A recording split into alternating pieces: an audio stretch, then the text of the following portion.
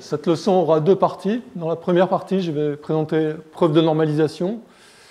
Dans la seconde partie, je vais finir donc, cette première partie du cours en décrivant les relations entre ensemble et type.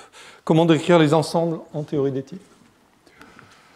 Alors, donc, dans la leçon précédente, nous avons montré le théorème de canonicité.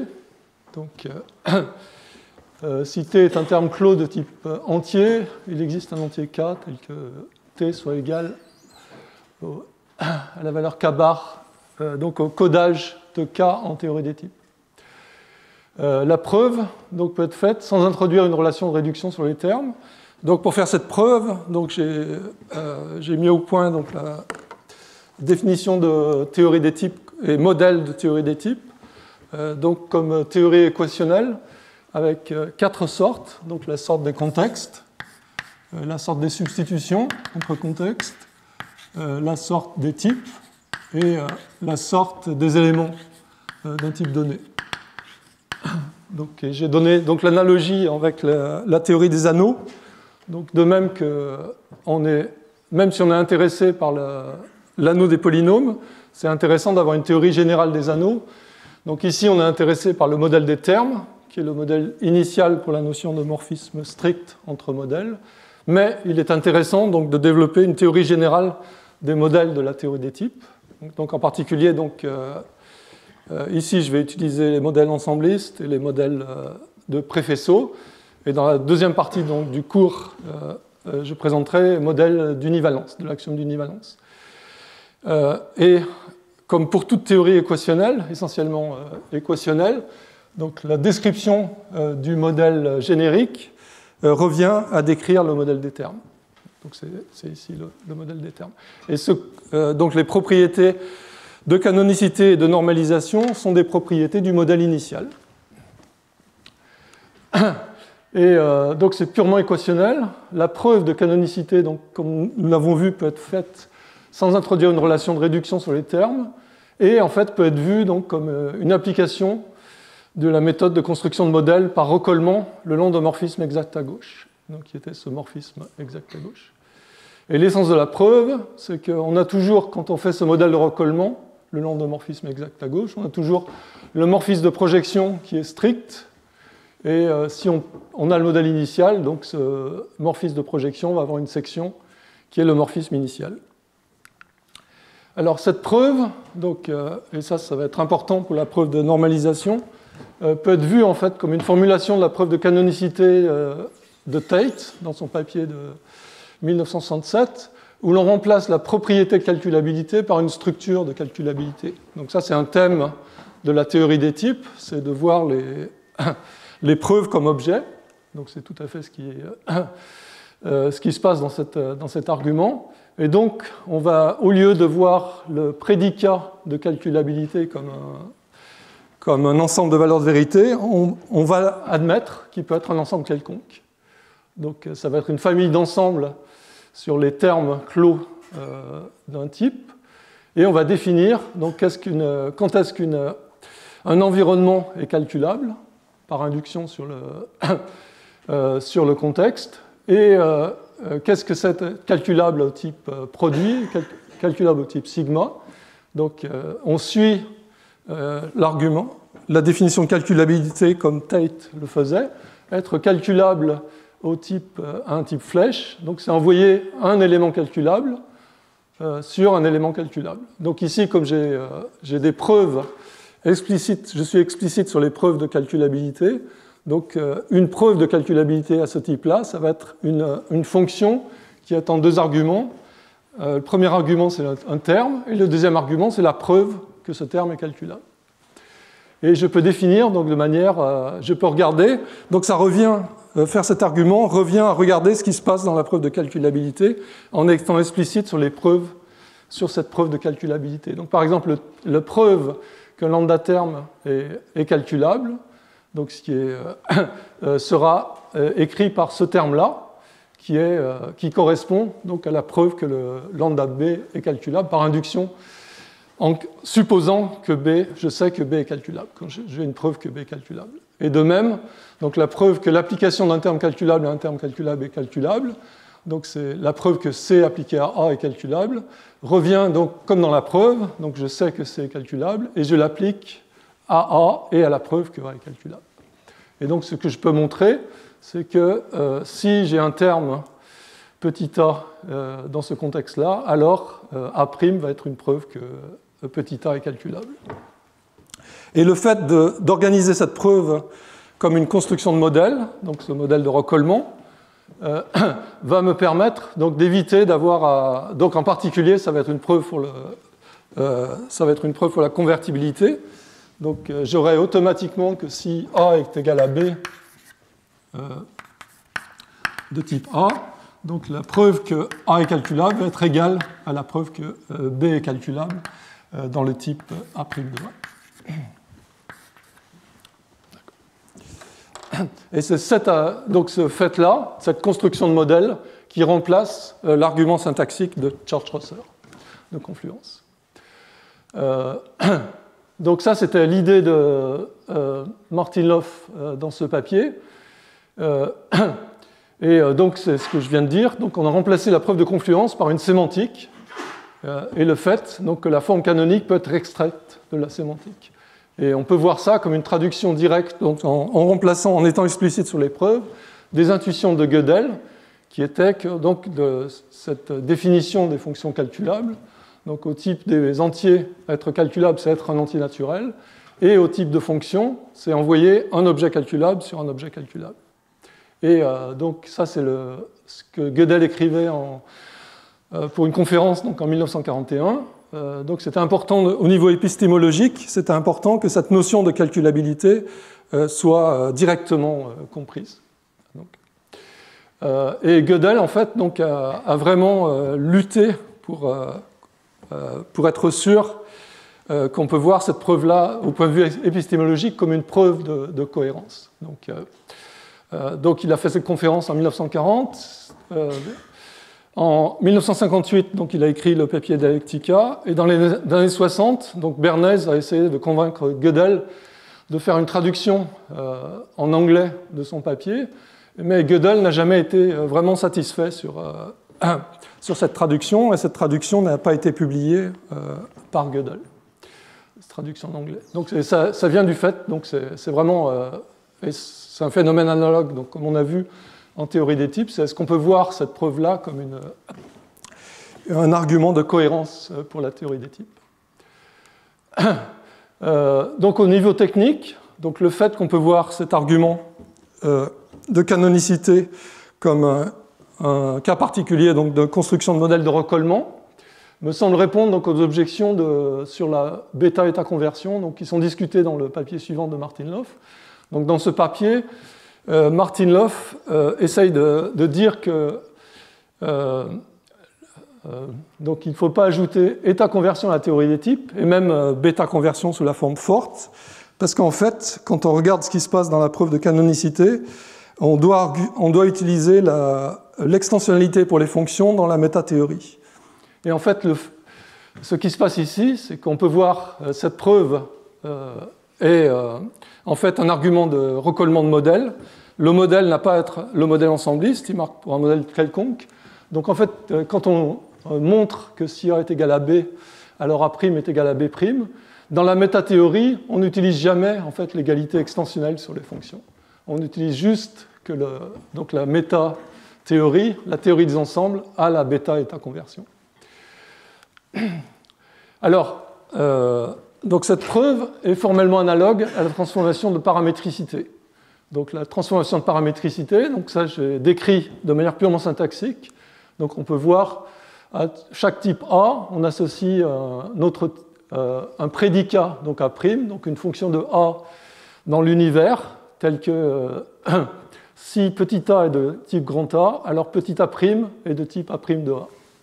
Et il est tout à fait remarquable donc, que cette transformation marche avec un type de tous les types, donc avec U de point U. Donc là, formellement, on peut définir U' comme étant U' de X et X flèche U. Donc U' va être défini comme va être de type U flèche U et va être défini comme lambda x, x flèche U. Donc ça, c'est la définition formelle du prédicat de paramétricité qui marche tout à fait avec si on part d'un type avec un type de tous les types. Et c'est la même chose, donc l'argument de recollement marche tout à fait, prouve la canonicité avec une métathéorie qui a un type de tous les types. Donc c'est ce qui se passait dans le papier de Gödel. Donc ce qui se passe là, c'est U', et en fait U' va être de type U' de U.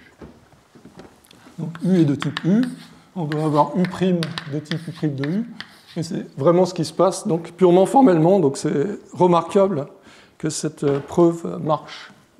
Et l'espoir de Martin Löf, donc, c'était d'exploiter cette circularité pour représenter la notion de catégorie. Donc, dans son papier où il présente une théorie des types avec un type de tous les types, il donne comme application représenter la catégorie de toutes les catégories.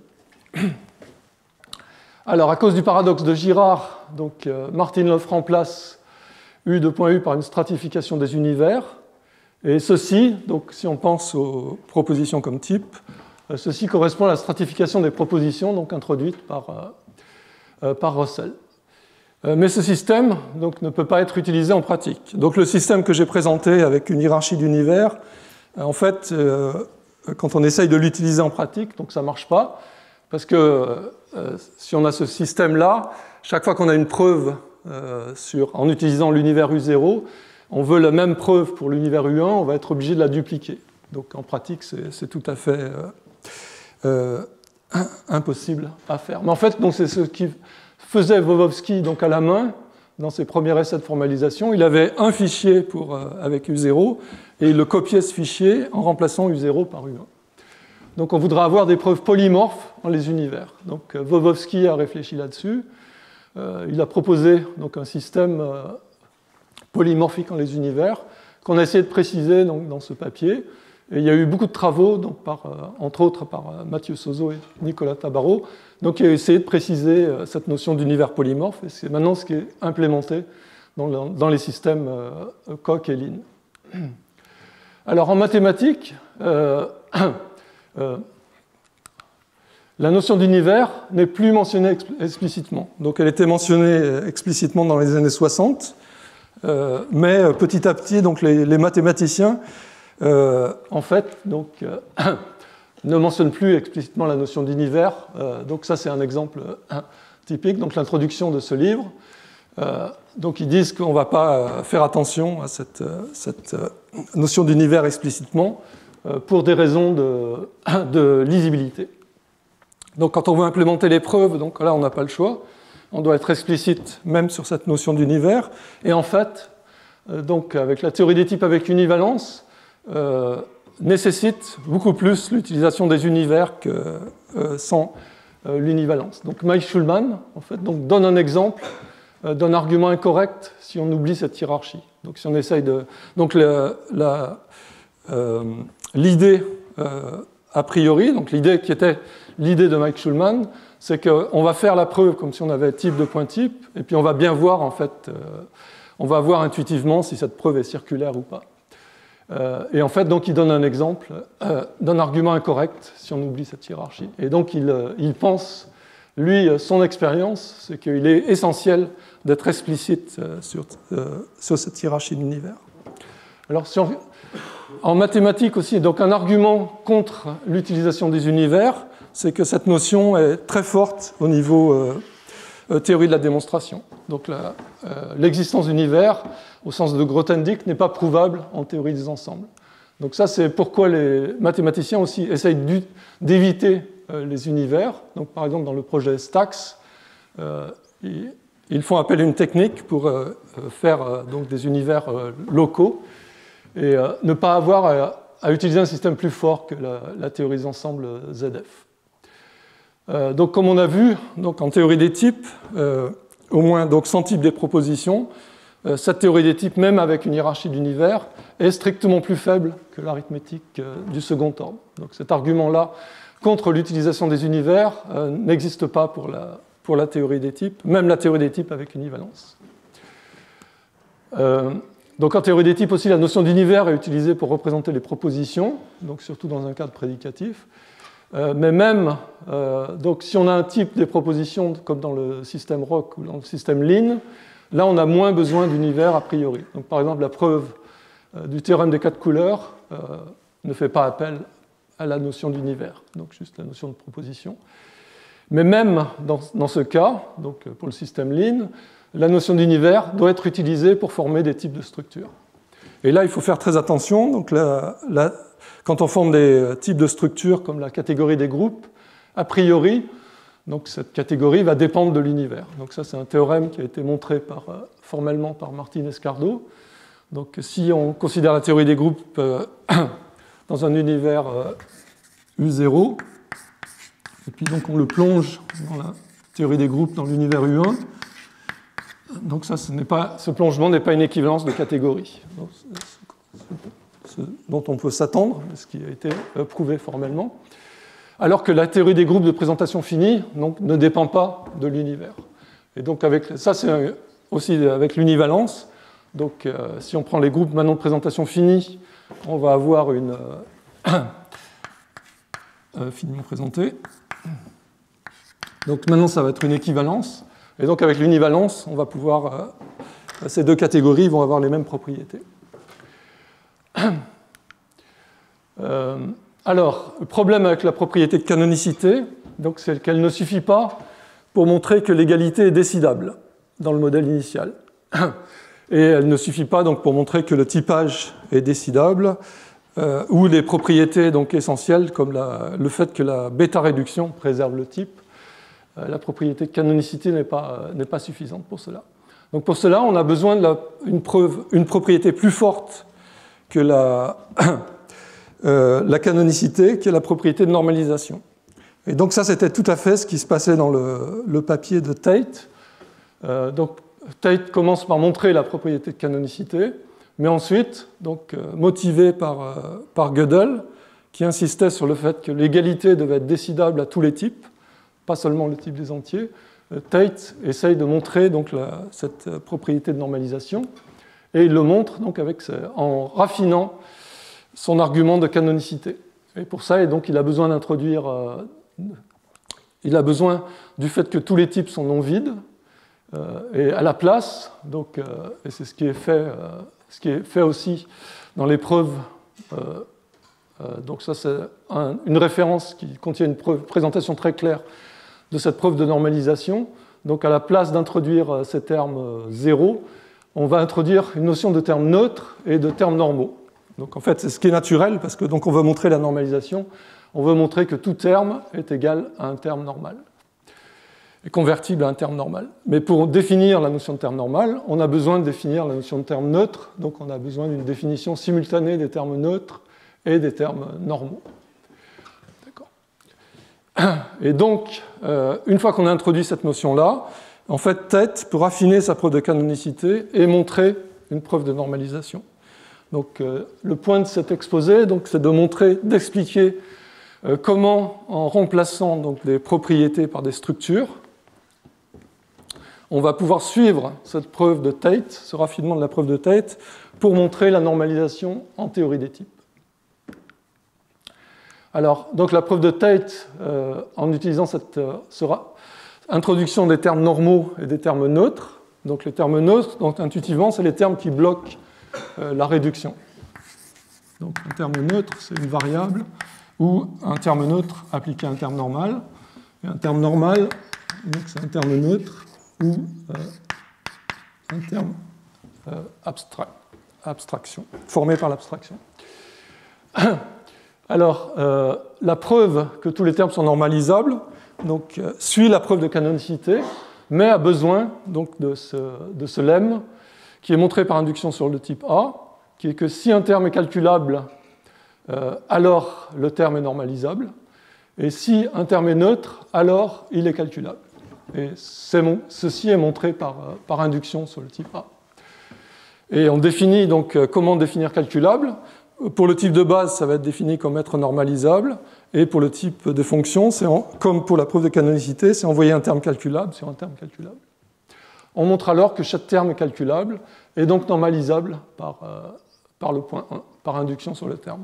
Donc ça, c'est une preuve très très élégante de normalisation que Tate a fait. Et donc Howard, donc dans le papier dont j'ai donné la référence dans la leçon précédente, dit que la première fois qu'il a vu cette preuve, que Tate lui a expliqué cette preuve, elle était tellement simple qu'il a cru qu'il y avait une erreur dans la preuve. Donc cette preuve est remarquable parce qu'elle est très proche de la canonicité. Alors, avec les types dépendants, il y a un problème technique qui est de comment on va pouvoir définir cette notion de terme neutre et de terme normal. Donc la question technique, c'est qu'il n'est pas clair comment définir les termes neutres indépendamment du contexte dans lequel ils sont valides. Et donc ça, techniquement, il y a un problème. Donc Martin Löf, en 1972, suggère de résoudre ce problème en ajoutant des constantes pour chaque type. Donc on va étendre la théorie des types, on part du modèle initial et on va rajouter des constantes. Donc ça, c'est ce qui se passe aussi dans certaines versions de la logique du premier ordre. Pour montrer la complétude, on commence par étendre le langage en rajoutant des symboles de constantes au langage. Alors techniquement, donc comme en logique du premier ordre, en fait, quand on rajoute des constantes dans la preuve de Henkin du théorème de complétude, on doit itérer cette addition. Parce que donc, si on rajoute des constantes pour chaque type clos, on veut que chaque type ait un élément, soit non vide, on va fabriquer des nouveaux types, parce qu'on a des types dépendants, et donc on doit rajouter de nouvelles constantes pour les nouveaux types qu'on a créés. Alors, cette approche-là de rajouter des constantes marche bien si on présente la théorie des types avec une relation de réduction, comme Martin Löf le faisait en 1972. Elle ne marche pas donc avec cette présentation purement équationnelle de la théorie des types, qui est donc dans le papier de 1973. Donc Martin Löf ne peut pas suivre cette approche et en fait dit qu'il va d'abord présenter une version plus simple en ne considérant que des termes clos, mais ne dit pas comment résoudre ce problème des termes vides. Donc comment prouver que l'addition de constantes est une extension conservative? Donc ça, c'est un problème technique, et ce problème technique donc, peut être résolu en utilisant un modèle de préfaisceau. Donc ça, c'est une idée qui est naturelle, qui est une manière donc, de résoudre ce problème des types vides. C'est qu'au lieu de rajouter des constantes, on va se placer donc, sur un modèle de préfaisceau sur les contextes, mais avec une relation différente de substitution. On ne va considérer que des renommages. Donc on va considérer ce que je vais noter comme ça. Donc c'est soit on ne considère que des substitutions qui sont des affaiblissements ou des renommages. Et donc ça, ce problème, cette introduction de ce modèle de préfaisceau résout ce problème d'addition de constantes. Donc, et la première fois que je l'ai formulé, c'était juste pour donner une version alternative de l'addition de constantes. Donc je trouvais que ajouter un nombre infini de constantes n'était pas très naturel, et qu'il était plus naturel de considérer ce modèle de préfaisceau, modèle de Kripke, sur les contextes. Mais en fait, donc, ce qui m'a surpris, c'est que cette approche en fait, résout ce problème de conservativité. Donc on va se placer dans un modèle plus grand, mais qui est clairement conservatif au niveau de la théorie équationnelle. Et ceci a été vraiment étudié donc, en détail par un papier remarquable de donc, Thorsten Altenkirch, Martin Hofmann, Streicher, qui n'est pas publié, donc qui applique cette approche-là pour donner une preuve de normalisation pour le système F. Et ils donnent dans cette note, donc ils font une connexion entre cette preuve-là, ce qui se passe dans cette preuve, et la notion d'ensemble nominal. Et comme je l'ai dit, donc en fait, ce qui a débloqué donc, la preuve de normalisation du système F, c'était l'introduction de cette notion de candidat de calculabilité. Mais en fait, cette notion-là donc, est très utile, et c'est vraiment cette notion qu'on peut voir donc, quand on fait ce modèle de recollement, modèle de type dépendant. Alors, donc cette méthode d'utiliser les contextes comme monde possible pour un modèle de Kripke donc a été aussi étudiée dans ce papier-là de Arne Ranta. Et donc, je vais me placer sur le modèle initial, je vais considérer les contextes, et je vais former donc la catégorie C. Ça va être la catégorie des renommages sur cette catégorie de contexte.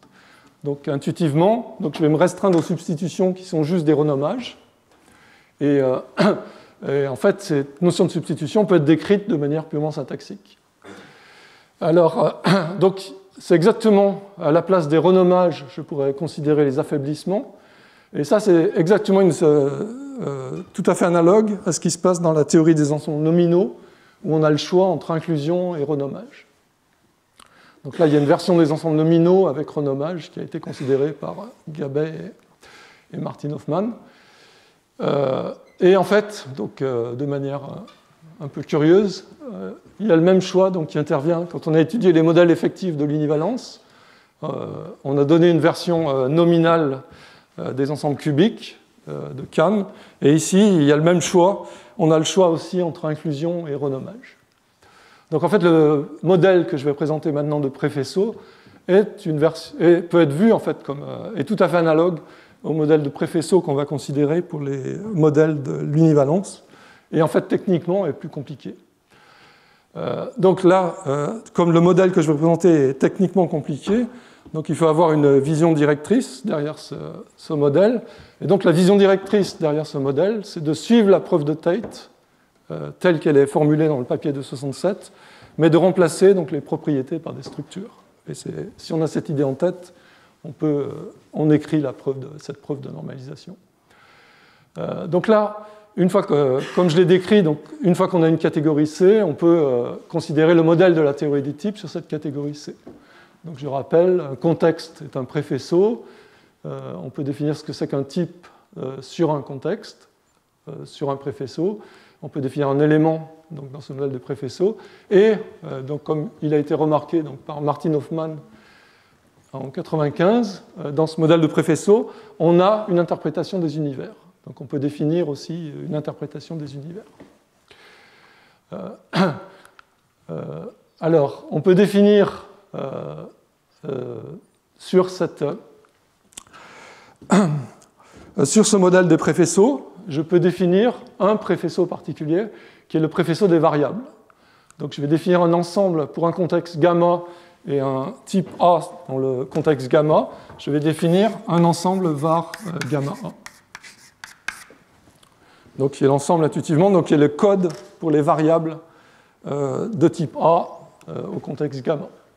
Donc la définition est standard. Donc si j'ai B convertible à AP, je vais dire que donc j'ai un code pour la variable, la dernière variable du contexte, et j'introduis donc un code pour cette variable-là dans ce contexte-là. Et une fois que donc j'ai défini cette notion de variable, je peux définir de manière précise donc, ce qui est un codage pour un renommage entre deux contextes. Donc intuitivement, c'est une substitution où je ne considère que des variables dans cette substitution. Donc je peux définir un codage syntaxique pour le renommage identique et pour le renommage qui correspond à la projection. Donc la collection d'ensemble type delta définit un préfaisceau. Donc je peux définir un nouveau préfaisceau sur cette catégorie C en disant qu'au niveau delta, donc je prends l'ensemble des types dans ce niveau delta, et j'ai une opération de substitution qui est donc cette opération-là. Donc si j'ai un morphisme syntaxique alpha de delta 1 dans delta, et si j'ai un type dans delta, donc je peux définir A alpha qui va être un type dans delta 1. Donc j'ai une opération de restriction. Et je définis A alpha comme étant A où j'applique la substitution qui est codée par alpha. Donc j'obtiens ainsi un préfaisceau sur cette catégorie C. On peut vérifier que donc, c'est un préfaisceau. Et dans ce modèle donc, de préfaisceau sur C, on a un type comme ça. Alors pour chaque type, on a une famille de type LM2A qui est définie comme ça. Et on peut définir aussi, donc, comme on ne considère que des renommages, je vais définir un nouveau préfaisceau qui maintenant va être donc les codages. Donc ça c'est l'ensemble des expressions syntaxiques qui codent les types en forme normale. Et donc ça va bien être un préfaisceau sur cette catégorie parce que je ne considère que des renommages. Donc les types en forme normaux sont clos par renommage. Donc ça j'ai voulu faire un transparent où je donne la définition précise de quels sont les termes normaux et quels sont les types normaux. Et comme dans la preuve de Tate, quand on veut définir quels sont les termes normaux, on doit définir en même temps quels sont les termes neutres. Donc en même temps, on définit qu'est-ce que c'est qu'une expression syntaxique pour un terme neutre d'un type donné. On peut définir une relation sur les renommages, donc je peux définir une relation de composition. Et donc un point sur lequel je veux insister, c'est que cette catégorie, donc je n'ai pas à faire appel à une théorie des ensembles très forte comme métathéorie pour définir cette catégorie de préfaisceaux. En fait. Donc cette catégorie, c'est une catégorie stricte où les objets sont des objets syntaxiques. Et donc, comme je l'ai dit, comme je ne considère que des renommages, je peux définir des opérations de substitution sur les types en forme normale et les opérations de substitution sur les termes en forme normale. Et à toute expression syntaxique, donc un code d'un élément d'un type donné, je peux associer sa valeur, donc qui va être maintenant un élément dans le modèle initial. Donc ça, c'est juste ce qui techniquement doit être mis au point pour pouvoir suivre l'argument de Tate. Mais une fois qu'on a ça, donc je peux considérer ce morphisme exact à gauche, qui est tout à fait similaire au morphisme exact à gauche dont j'ai besoin pour montrer la propriété de canonicité. Donc je le rappelle, donc ce morphisme exact à gauche que je considérais pour la preuve de canonicité, c'était le morphisme qui a un contexte gamma associé à l'ensemble des environnements clos donc pour ce contexte gamma. Donc ça, on peut vérifier que c'est un morphisme exact à gauche de modèle. Donc là, de manière tout à fait similaire, je vais considérer donc, un morphisme exact à gauche, mais maintenant dans ce modèle de préfaisceau. Donc c'est ce morphisme-là qui est défini de cette manière-là. Donc au niveau delta, je vais considérer toutes les substitutions de delta dans gamma. Donc l'intuition derrière ça, c'est que maintenant, j'ai le droit, comme je veux considérer des termes normaux et des termes neutres, je veux considérer des termes ouverts, et c'est exactement ce que me permet ce modèle de préfaisceau. Donc je remplace 1, là je ne considérais que des termes clos, là j'ai accès aux termes ouverts, et c'est ce que me permet ce modèle de préfaisceau. Alors on peut vérifier que quand je définis ce préfaisceau psi gamma, donc psi définit un morphisme exact à gauche. Et donc, comme je l'ai dit, donc, ça permet l'introduction d'environnements ouverts au lieu de seulement considérer des environnements clos. Donc, intuitivement, je pourrais toujours introduire une variable en plus à chaque moment dans le raisonnement. C'est exactement ce que permet ce modèle de Kripke. Donc, comme je l'ai dit, dans ce modèle, donc, on peut définir les types en forme normale, on peut définir les éléments en forme normale, et en fait, donc, ce théorème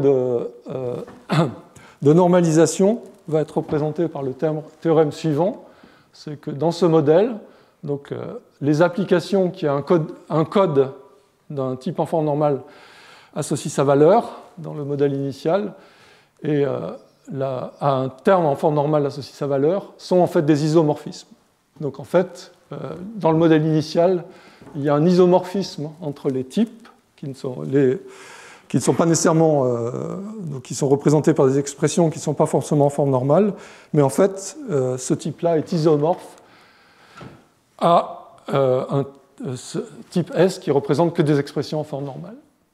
Donc un corollaire de ce théorème, c'est que dans le modèle des termes, ces ensembles type gamma et Lm gamma A ont une égalité décidable. Donc ce qui est essentiel, donc, ce qui est vraiment, c'était le point sur lequel insistait Gödel c'est que l'égalité devait être décidable à tous les types. Et c'est ce qui se passe là, dans ce modèle-là. Alors, utiliser ce modèle, donc, comme je l'ai dit, donc ça résout le problème des types vides. Donc, c'est l'intuition que dans ce modèle de Kripke, chaque fois dans le raisonnement, je vais pouvoir introduire une variable d'un type donné. Et ceci est valable même pour un type vide, donc pour le type px, donc qui est vide. En fait, dans ce modèle-là, je vais pouvoir introduire une variable de ce type-là. Alors, donc si je regarde en fait la preuve de Tate, de normalisation, donc cette preuve-là avait ce lemme sur les termes neutres et les termes normaux. Donc en fait, le modèle de normalisation n'est pas strictement le modèle de recollement, c'est une variation de ce modèle-là. Donc c'est que je dois faire intervenir, je dois dire en quel sens ce prédicat de calculabilité permet d'extraire un terme en forme normale et pas. Donc ça s'y donne un nouveau modèle de la théorie des types, qui est le modèle de normalisation. Donc techniquement, c'est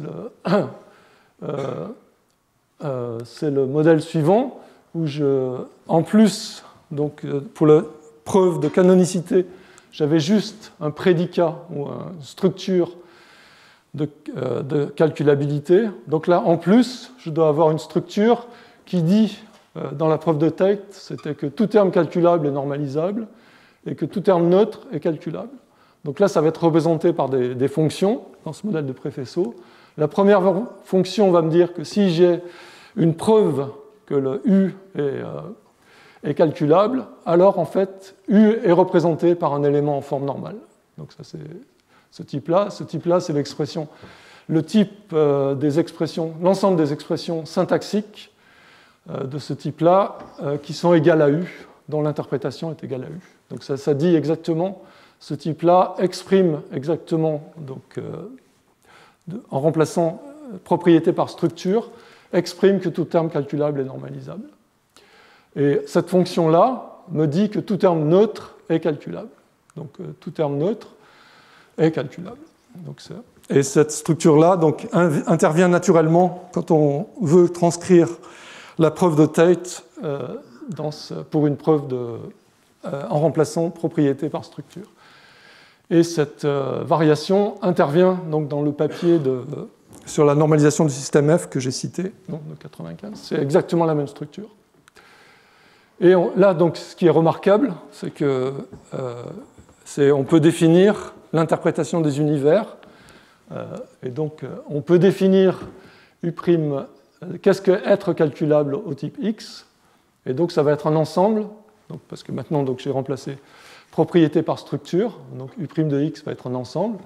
Et de manière naturelle, donc, ça va être un ensemble de quadruplets qui codent le fait que j'ai. Donc, ça me dit que X0, c'est une forme normale pour le type X. Ça me dit que tout terme calculable est normalisable. Ça me dit que tout terme neutre est calculable. Et donc, ce qui est élégant donc, techniquement, c'est qu'on peut vraiment, une fois qu'on a défini ce prédicat U'N, on peut définir les fonctions qui montrent qu'au niveau UN, tout type calculable est normalisable. Donc, c'est cette fonction-là. Et au niveau UN, tout type neutre est calculable. Donc, on doit définir, pour un type neutre K, on doit définir une structure de calculabilité, et c'est possible de le faire de manière techniquement simple. Et en fait, donc ça, c'est ce qui se passe dans cette preuve-là. Donc, si on revient donc, au papier de 71 de Martin Löf, qui montrait la normalisation avec type de point type, il avait un phénomène tout à fait analogue. Donc, il était capable de définir ces fonctions-là. Donc, on peut voir l'essence de ces définitions-là dans la preuve de normalisation. Et cette définition donc, pour l'univers provient de ce papier. Alors, de manière externe, on peut regarder ce qui se passe. Donc, ça, c'est une preuve interne dans ce modèle de Préfesso. Et donc, on peut regarder de manière externe qu'est-ce que ça veut dire. Donc, par exemple, gamma prime, donc, qui dit qu'un environnement est calculable. Alors, donc, c'est une famille d'ensembles dans le modèle de Préfesso. Donc, en fait, un Préfesso, une famille d'ensembles dans le modèle de Préfesso, ça va être, en fait, de manière externe, ça va être une famille d'ensembles gamma prime de delta rho pour chaque rho de type substitution de delta gamma. avec une flèche de restriction.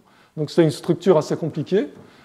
Donc là, le fait d'avoir des modèles de la théorie des types dépendants dans les modèles de préfaisceaux permet de simplifier techniquement cette preuve-là. Et ça, c'était aussi quelque chose qui était remarqué dans le papier de 1995 sur la preuve de normalisation du système F. Donc c'est cette idée d'utiliser donc ensembles nominaux pour la théorie des types, formulée avec des modèles de préfaisceaux. Donc là, on peut, une fois qu'on regarde de manière externe ce qui se passe, on peut montrer que l'identité est calculable. Donc l'identité, c'est la flèche de gamma dans gamma. Donc c'est exactement comme dans la preuve de Tate, en fait. Donc il n'y a pas de... Dans la preuve de Tate, à un moment, on doit montrer que la substitution identique n'a que des termes calculables. Donc ça, c'est parce que la substitution identique, c'est juste des variables. Les variables sont les termes neutres, et les termes neutres sont calculables. Donc on s'attend à ce que la substitution identique soit calculable. Et on peut enfin donc, définir la forme normale, donc, qui va être définie, comme je l'ai dit. Donc la forme normale va être obtenue comme une fonction de la sémantique d'un terme dans ce modèle de normalisation.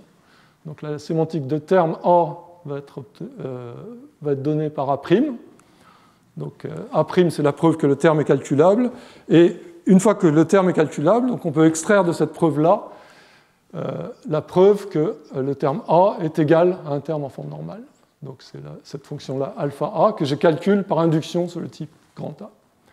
Donc je peux définir cette fonction de forme normale, et j'ai que cette fonction de forme normale est un codage du terme A.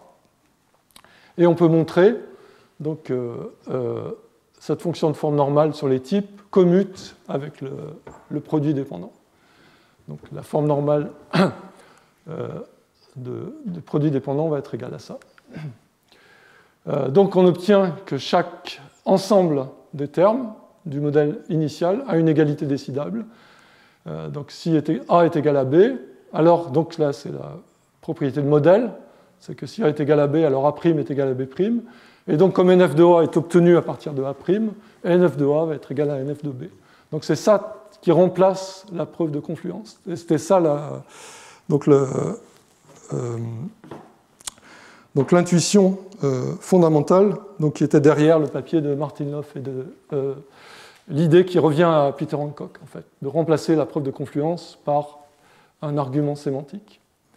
Et réciproquement, donc si NF de A est égal à NF de B, alors comme A est égal, NF de A est un codage de A, donc le codage de A va être le même que le codage de B, donc A va être convertible à B.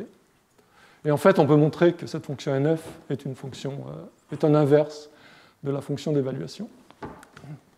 Et voici donc l'argument de Peter Hancock pour montrer que le produit dépendant est une fonction injective. Donc c'est l'argument suivant. Donc si j'ai pi de AB égale pi de A1 B1, donc a priori, donc ça c'est un problème pour le modèle des termes, c'est de montrer que cette opération est injective. Et donc l'argument suit donc l'argument par preuve de confluence. C'est regarde la forme normale. Comme la forme normale commute avec le produit, je vais avoir que la forme normale de A1 va être égale à la forme normale de A, la forme normale de B1 va être égale à la forme normale de B, et je peux en conclure que A est convertible à A1 et B est convertible à B1. Et donc ça, c'est la description, le commentaire sur cette preuve-là qui est faite donc, dans le papier de Martin-Löf. Donc on a remplacé un argument de confluence syntaxique par une preuve sémantique. Alors ce modèle donc, est tout à fait rapproché donc, des implémentations d'évaluation des termes ouverts qui reposent sur une machine à environnement, donc qui remonte aux travaux de Landin. Donc ça c'est un papier qui décrit pour les types dépendants donc, comment représenter un algorithme qui teste la conversion pour les termes et qui teste le typage. Donc là, ça revient à l'introduction aussi explicite de ces termes neutres qui sont utilisés dans cet argument-là. Et c'était aussi donc, une motivation de ce papier-là. Une motivation, c'était pour avoir une implémentation efficace de cet algorithme de conversion. Donc cet argument est non seulement utile parce que c'est un argument sémantique, mais aussi il est en fait proche de ce qu'on veut faire si on veut un algorithme efficace de conversion pour la théorie des types. Alors, ce commentaire-là est aussi rapproché donc, du commentaire de Martin Löf sur sa preuve de normalisation. C'est que, si on regarde ce qui se passe dans cette preuve-là, ou la preuve de canonicité, en fait, donc, si on comprend les règles de la théorie des types au niveau constructif, on n'a pas besoin de cet argument-là, parce qu'il est clair que tout ce qu'on fait en théorie des types est constructif. Donc, toute fonction qu'on va représenter dans la théorie des types va être intuitivement calculable, directement calculable. Donc, en fait, on a, pour cet argument de canonicité ou du fait que toute fonction représentable en théorie des types est calculable, on peut dire qu'on n'a pas besoin de cet argument de canonicité si on comprend directement les règles de la théorie des types. Donc, ça, c'est à rapprocher au commentaire de Gödel sur quand il commentait son modèle Dialectica. Alors cette méthode d'utiliser des structures de calculabilité est vraiment modulaire. Donc elle s'étend si on veut montrer la normalisation pour type de données ou avec des définitions inductives indexées, donc ça c'est très utile. On peut suivre cette méthode-là. Elle s'étend si on ajoute un type de proposition proof irrelevant, ce qui est la théorie utilisée par Lin. Donc on peut montrer la normalisation pour ce système-là. Donc plus récemment, elle a été utilisée donc, pour une version de la théorie des types qui donne une interprétation calculatoire à l'univalence. Et on peut montrer la normalisation pour cette théorie-là en suivant cette preuve. Alors, elle est très utile aussi pour trouver quand des systèmes ne sont pas normalisables. Donc parce qu'en fait, donc, techniquement, elle a l'air compliquée, mais en fait, donc, si on la suit, donc, c'est juste d'essayer de définir des prédicats de calculabilité en tenant compte des termes neutres et des termes normaux. Donc, par exemple, donc, on peut étudier des extensions de la théorie des types. Donc, ça, c'est une extension qui avait été proposée par Benjamin Werner, qui est représenté dans Lin, en fait, et donc qui est un raffinement. On essaie de raffiner l'élimination pour l'égalité en essayant de représenter l'égalité comme proof irrelevant, de manière proof irrelevant. Et donc, si on essaye de suivre cette preuve-là et de montrer la normalisation pour cette preuve, donc il n'y a pas de problème pour montrer la canonicité, en essayant de montrer que cette opération J est calculable, donc là il n'y a pas de problème, mais on voit qu'il y a un problème donc, quand on essaye d'appliquer cette méthode pour montrer qu'il y a une normalisation. Et donc c'est de cette manière qu'on a trouvé que cette extension-là n'est pas normalisable. Donc, en essayant de suivre cette preuve, et cette preuve ne marche pas, quand cette preuve ne marche pas, c'est un signe que donc là c'est un signe que en fait, cette extension-là n'était pas normalisable. Donc une loi, oui, comme je l'ai dit, donc une loi similaire a été ajoutée dans le système Lin. Très bien. Donc ça termine ce que je voulais dire sur la preuve de normalisation. Donc je tenais à présenter cette preuve en détail, pas dans tous les détails, parce que donc cette propriété de normalisation est une propriété conceptuellement essentielle pour la théorie des types, puisque c'est cette propriété-là qui permet de montrer que ce jugement de typage est décidable. Et donc cet argument conceptuellement qui justifie l'utilisation de la théorie des types pour vérifier les preuves sur machine. Très bien. Donc, pour finir donc, cet exposé, cette leçon, donc je vais essayer de présenter, donc maintenant c'est un sujet différent, c'est les rapports entre la théorie des ensembles et la théorie des types. Et en fait, donc, comment représenter les ensembles en théorie des types.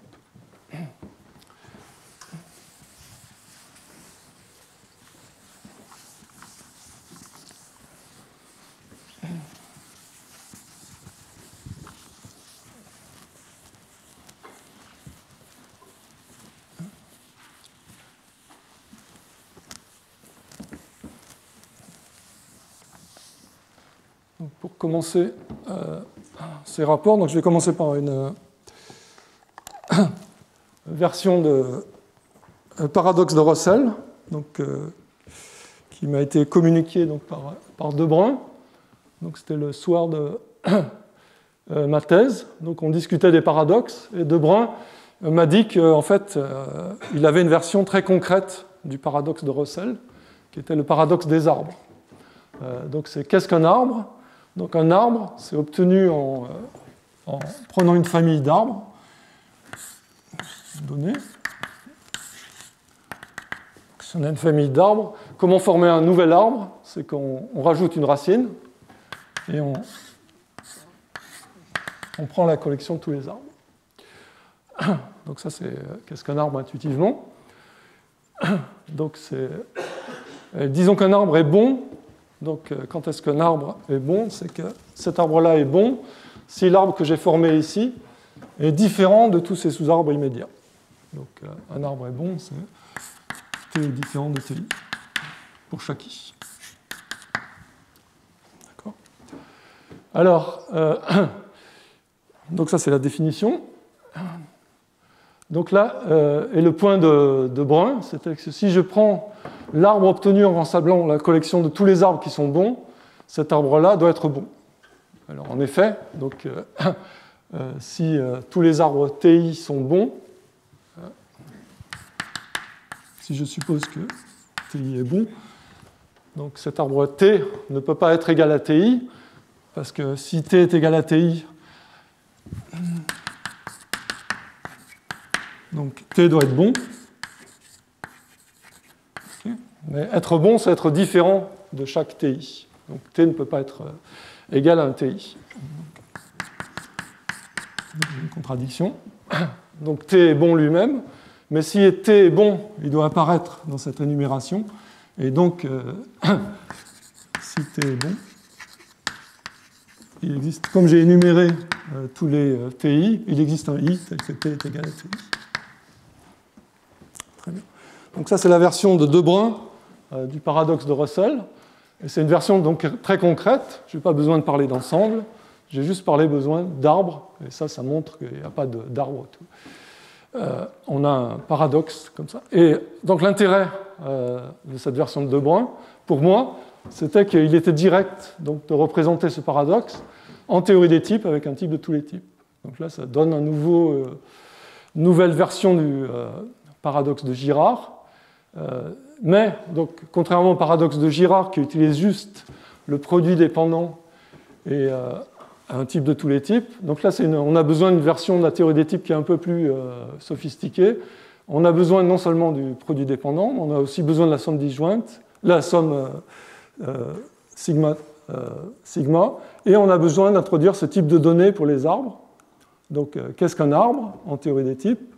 J'introduis le type V de tous les arbres avec seulement ce constructeur-là. Donc, si j'ai une famille de types, donc X flèche V, une famille d'arbres, je peux les mettre ensemble avec sup et j'obtiens un nouvel arbre. Donc ça c'était sup de TI.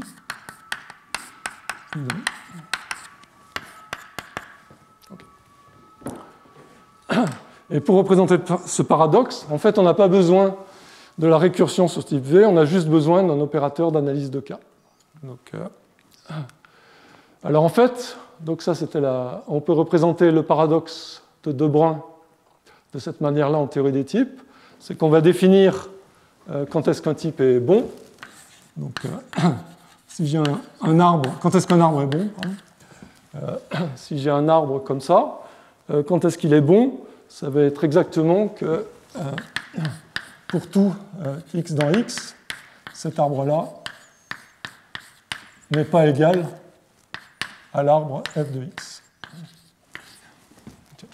Et je peux définir, si j'ai un type de tous les types, je peux définir l'égalité en utilisant l'égalité de Leibniz. Donc je peux représenter la notion d'être bon, et je peux donc représenter maintenant la collection, cet argument-là qui était informel, donc la collection de tous les arbres qui étaient bons, je peux représenter par ce type-là, donc l'ensemble de tous les arbres T qui sont bons. Et donc, je peux exactement suivre ce paradoxe-là en considérant cet arbre-là. Donc l'arbre qui collecte tous les arbres qui sont bons. Et ça, c'est une version de la théorie, une version paradoxe des arbres en théorie des types, et c'est tout à fait similaire au paradoxe de Russell.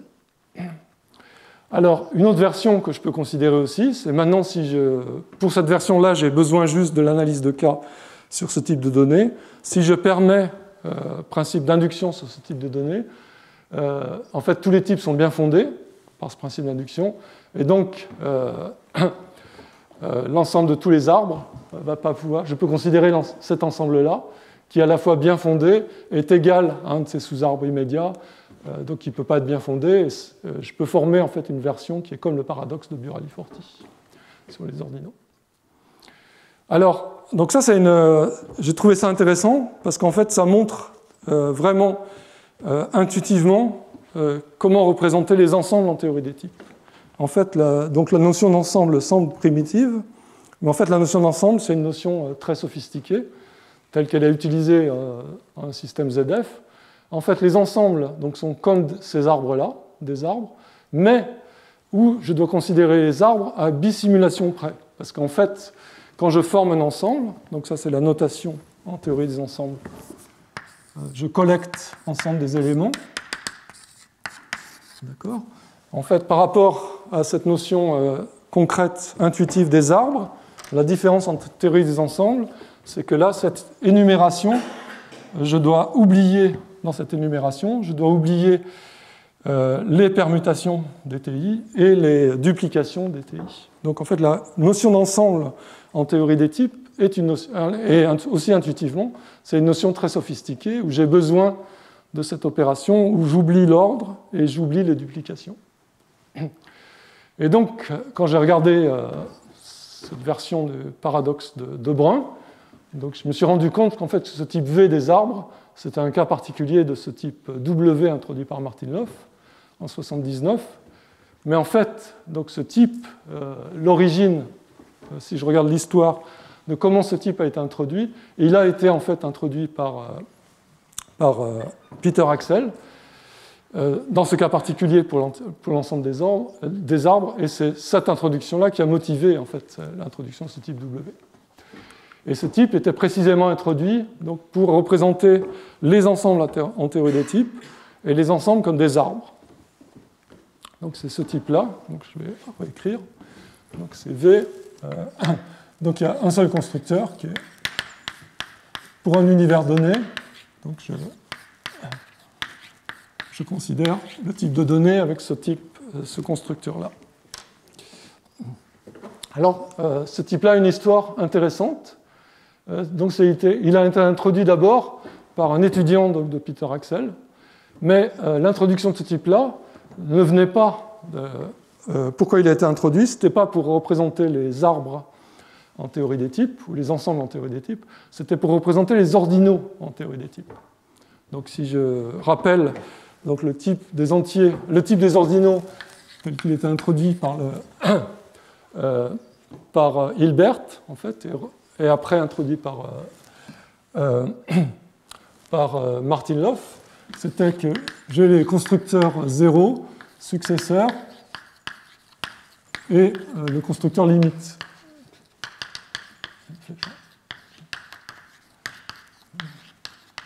Donc en fait, ça je peux le voir comme un flèche-orbe, et ça je peux le voir comme ensemble vide flèche-orbe. Donc en fait, ce type-là est introduit comme une généralisation des ordinaux, où j'ai considéré des branchements qui sont soit 0, 1 ou dénombrables, je considère des arbres avec branchement quelconque. Donc ça, c'est une généralisation naturelle du type des ordinaux en théorie des types, où j'ai maintenant des arbres à branchement arbitraire. Et c'est pour ça, donc cet étudiant de Peter Axel avait introduit ce type V. Et donc c'était introduit pour indexer le procès de représenter les ensembles en théorie des types. Donc comme les ensembles dans la théorie de Zermelo-Frankel donc sont représentés de la manière suivante, l'intuition d'ailleurs.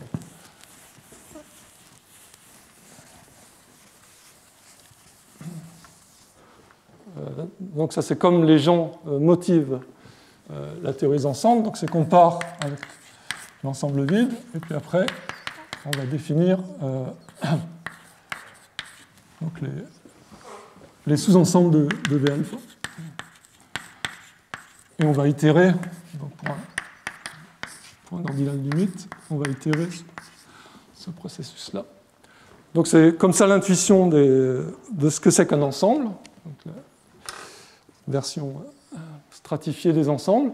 Et c'était ça que donc l'étudiant de Peter Axel, Leverchat, voulait représenter en théorie des types. Mais donc il a besoin d'une notion d'ordinal, et pour indexer ce processus-là, il introduisait ce type V, comme ça.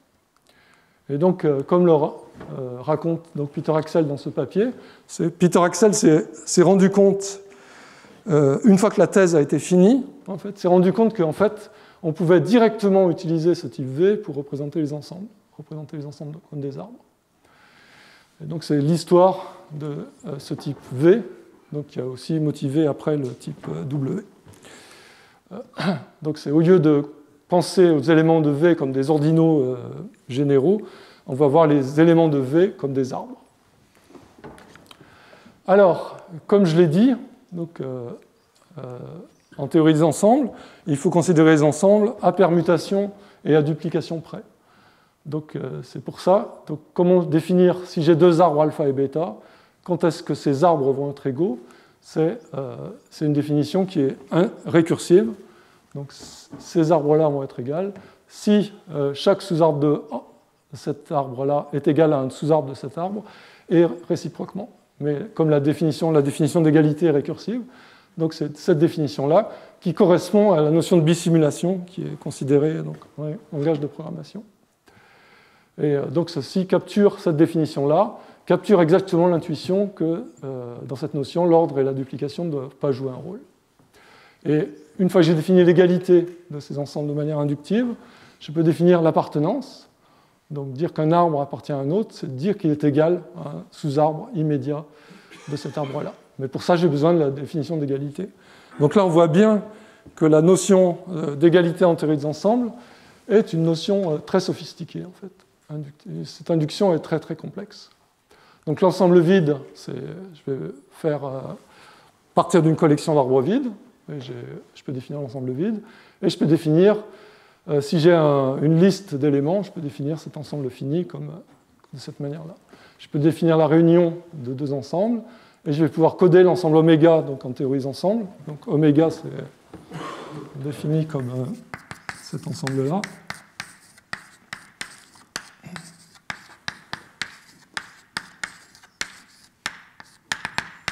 On peut coder cette définition-là en théorie des types. Donc on obtient une représentation tout à fait naturelle de la théorie des ensembles en théorie des types. Et l'interprétation de les formules donc, peut être faite de manière tout à fait naturelle aussi. Et donc Peter Axel peut alors vérifier donc, que les axiomes d'une version constructive CZF de ZF, qui est strictement plus faible que ZF,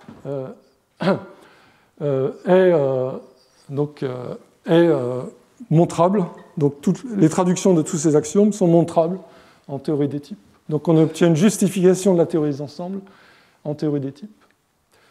Donc pour cette interprétation, donc ce qui est remarquable aussi, c'est qu'on n'a pas besoin de l'égalité en théorie des types. Cette interprétation de la théorie des ensembles n'utilise jamais le type identité de la théorie des types. Donc je trouve personnellement, donc cette interprétation montre que la notion de type est plus primitive que la notion d'ensemble. Donc on voit bien ici que donc je peux interpréter les ensembles avec ce type de données, mais que la notion d'ensemble est une notion très sophistiquée où je dois considérer cette relation de bissimulation. Alors comme je ne considère que des arbres bien fondés, donc je rajoute ce type de données avec son principe d'induction, cette interprétation justifie naturellement l'axiome de fondation, puisqu'un ensemble est interprété comme un arbre bien fondé.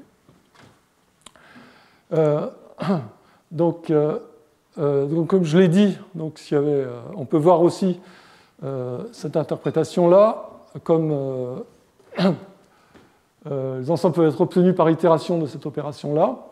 Et donc ça donne aussi une autre motivation pour considérer ce type-là. Donc la motivation, c'est la suivante, c'est que quand je regarde comment représenter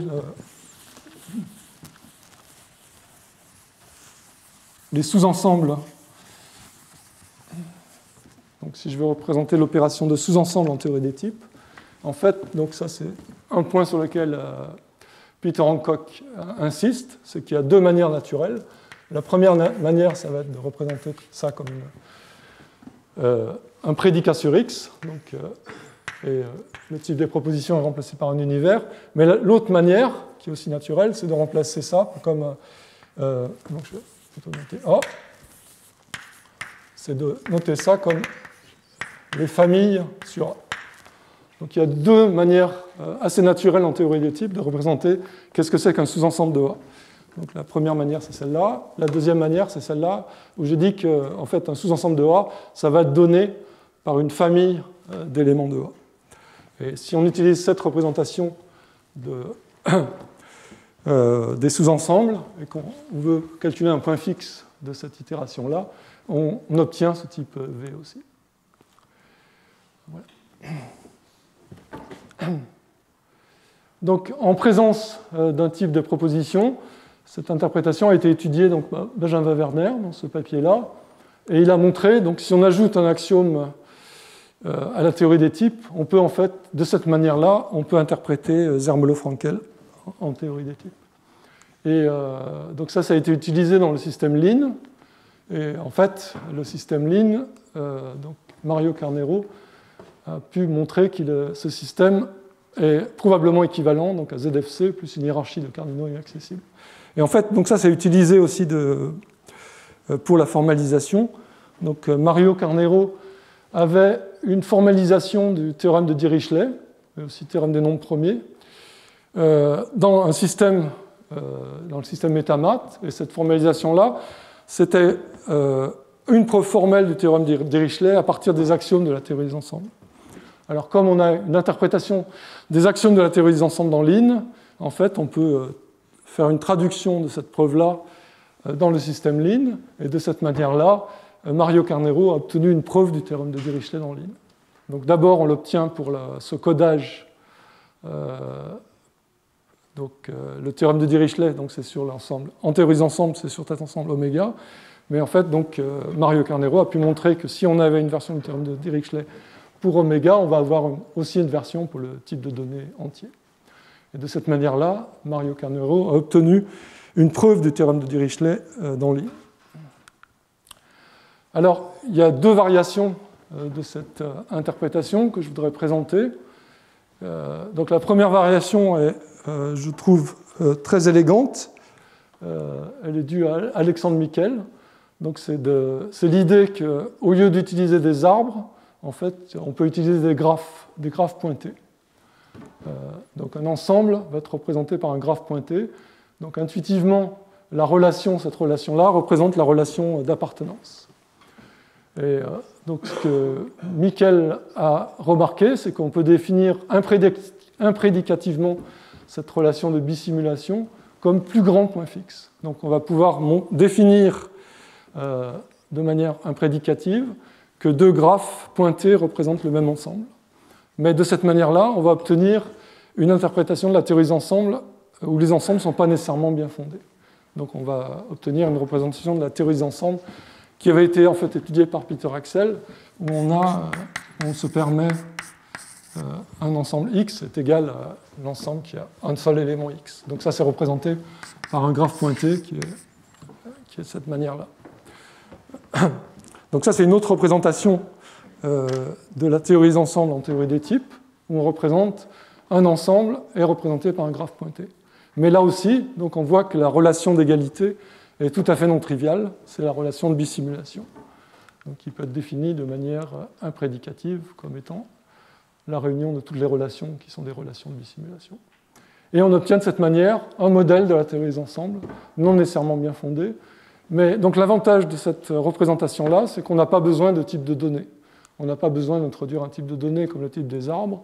Cette interprétation-là peut être faite dans le système seulement avec le produit dépendant et un univers des propositions imprédicatives.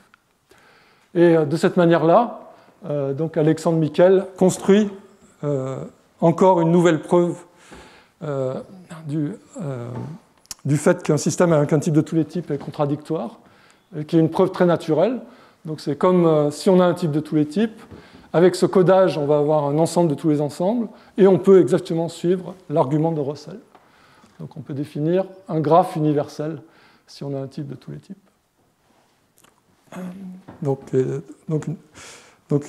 Et ça, donc, c'est exactement le même résultat que le résultat de Girard, qui utilisait juste un système de type avec un type de tous les types et le produit dépendant.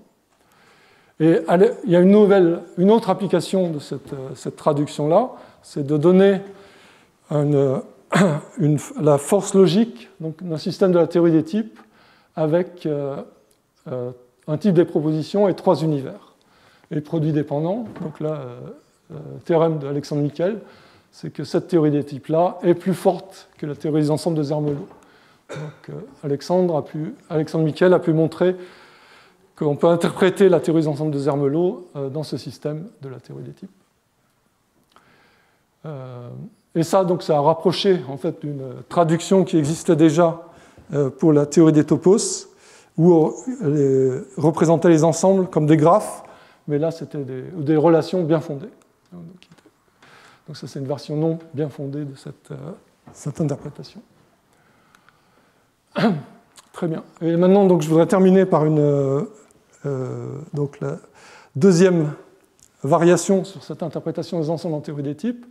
Et donc, ça va être une sorte de motivation pour la deuxième partie de ce cours, qui est qu'est-ce qui se passe quand on rajoute l'axiome d'univalence à la théorie des types. Donc, je voudrais terminer donc, en expliquant ce que devient cette interprétation des ensembles comme ordre bien fondé dans une version de la théorie des types avec type identité et axiome d'univalence. Et là, c'est quelque chose que je trouve remarquable et qui montre en fait le caractère remarquable de l'axiome d'univalence aussi.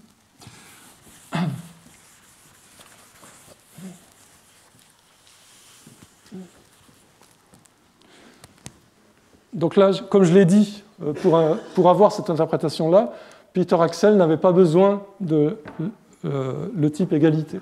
Mais il a besoin de définir cette relation de bisimulation, qui est une relation très complexe. Alors qu'est-ce qui se passe si on se passe dans un cadre univalent? Donc là, dans un cadre univalent, donc l'identité qui vérifie le principe d'univalence, et les types sont stratifiés suivant la complexité de l'égalité. Donc là, si on regarde le type des arbres, donc ce type des arbres V, donc comme il est obtenu de cette manière-là, V, en fait, donc U va avoir une égalité très compliquée.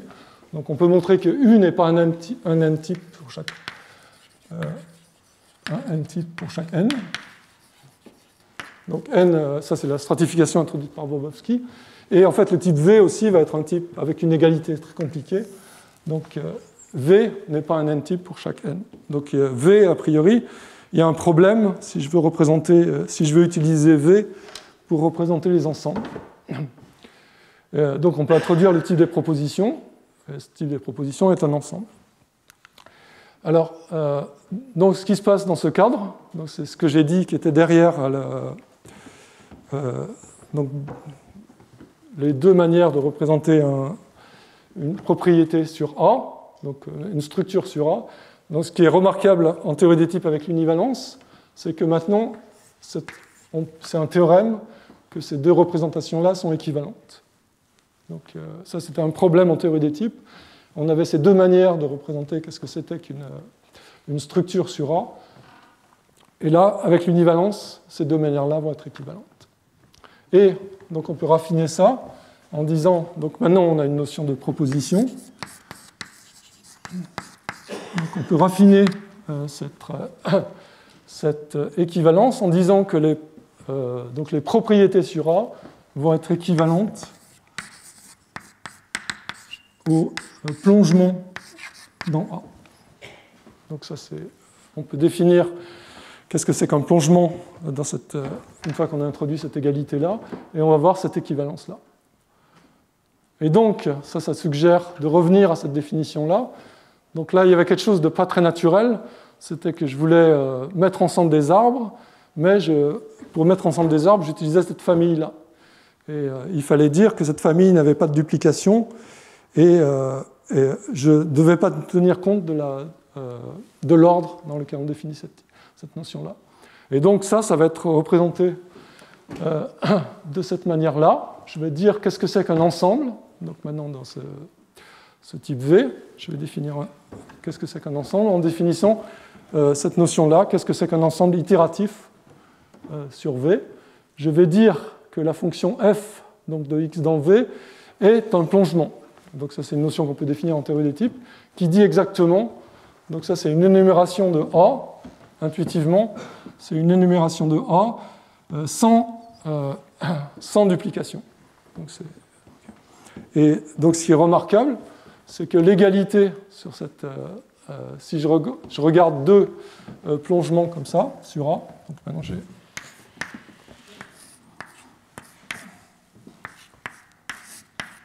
Donc XF, si j'ai deux éléments XF et YG dans ce type-là, ils vont être égales.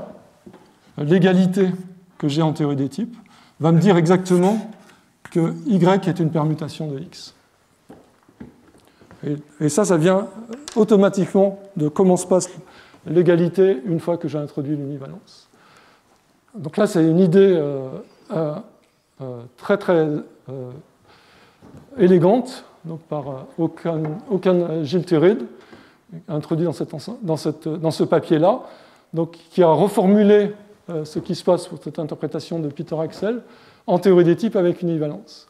Et là, il peut dire, donc dans ce cadre-là, on peut dire exactement que je vais considérer seulement les énumérations qui n'ont pas de duplication, et le fait que l'égalité se passe bien en théorie des types et l'univalence va juste me produire une égalité qui est équivalente à la bisimulation. Je ne vais pas avoir à considérer cette notion de permutation. Donc ça, c'est quelque chose qui a été formalisé, dans le système AGDA. Et en fait, donc, une fois qu'on a une formalisation de la théorie des ensembles en théorie des types, on peut essayer donc, de formaliser aussi le modèle ensembliste en théorie des types. Et de manière donc, que je trouve intéressante, la vérification de la sémantique du sigma, de cette opération sigma, qui semble très très simple, a des problèmes techniques. Donc, elle devient tellement complexe qu'ils n'ont pas été capables de vérifier formellement la correction de cette opération-là, dans cette représentation.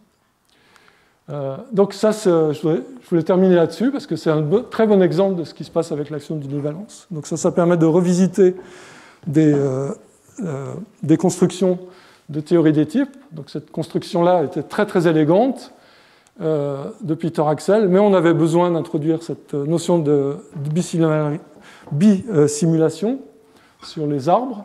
Et donc quand je voulais représenter les arbres, les ensembles en théorie des types, je devais considérer non seulement ce type V, mais aussi le type V muni de cette relation de bisimulation. Alors maintenant, donc, avec l'univalence, de manière un peu magique, chaque type est muni d'une relation d'égalité, et avec l'action d'univalence, cette égalité va devenir l'égalité qu'on attend sur le type A. Donc de manière magique, sur ce type V0, sans avoir à définir une bisimulation, je veux obtenir une égalité qui est exactement l'égalité que je veux pour représenter les ensembles en théorie des types. Donc ça, c'est une motivation pour la deuxième partie du cours, qui est un peu différente des motivations usuelles, où les motivations usuelles, donc, c'est pour représenter des types qui sont plus complexes que des ensembles. Ici, on doit lutter en théorie des types avec univalence, on doit lutter pour obtenir un type qui est un ensemble. Donc on peut montrer que ce type V0 qui représente les ensembles est lui-même un ensemble au sens de la théorie des types. Et donc ça termine ces trois représentations possibles de la théorie des ensembles en théorie des types, et ça termine donc la première partie de mon cours. Voilà, merci.